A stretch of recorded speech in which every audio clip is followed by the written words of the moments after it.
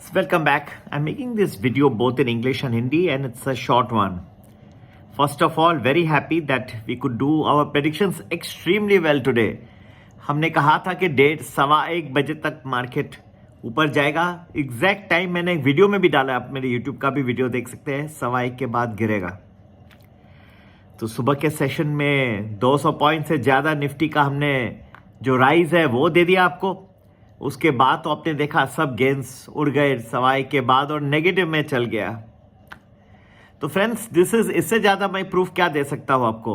You go back and watch my YouTube video, see how we have given you those predictions of a fall after 115 and rise before that. इससे ज़्यादा मैं क्या दे सकता हूँ. सबसे best आपको पूरा परफेक्ट प्रेडिक्शन मेरा, और कहाँ आपको देखने की जरूरत नहीं थी. आपको सिर्फ इम्प्लीमेंट करना था. ये पुट वो भी बताया कौन सा पुट, कौन सा कॉल, कौन सा strike price, everything we told you. जरूर ज्वाइन करिए प्रीमियम वैल्यू. 1 वीक का प्रेडिक्शन एडवांस में लीजिए और इंटेलिजेंटली इन्वेस्ट करें. अब दूसरी बात, let us come to this US India summit. प्रधानमंत्री मोदी साहब गए हैं वॉशिंगटन डीसी और प्रेसिडेंट डोनाल्ड ट्रंप से उनकी आज मुलाकात है. इस पे कुछ होप्स हैं. स्टॉक मार्केट का जो मूवमेंट काफ़ी टाइम से चल रहा है वो एक तरह से कहे लैक ऑफ ट्रिगर भी है. कोई ऐसा ट्रिगर आ नहीं रहा है जो उसको उठा दे. अगर बजट आया तो उसमें वो जो 12 लाख के एग्जाम वो कोई इतना बड़ा नहीं था. मार्केट मूविंग नहीं था, मार्केट को हिलाने वाला नहीं था. There is no trigger as yet. Even the RBI saw small cut of 25 basis points was not enough. Delhi elections, but it's not the financial capital.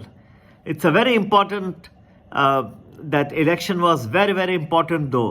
Psychologically, now Delhi gets a double engine government, and that is good for the citizens of Delhi, and I have so many subscribers from Delhi.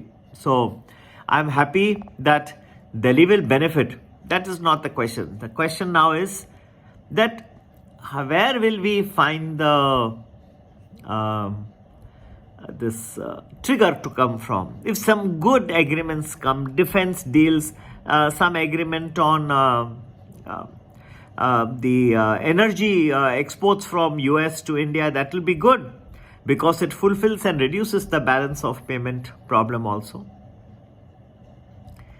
And now you find that this reciprocal tariffs that जो president Donald Trump बात कर रहे हैं, average में जो tariff लगता है जो भारत से जो गुड्स जाते हैं अमेरिका 13%, और अमेरिका से जो भारत आते हैं उसके ऊपर 2.2%.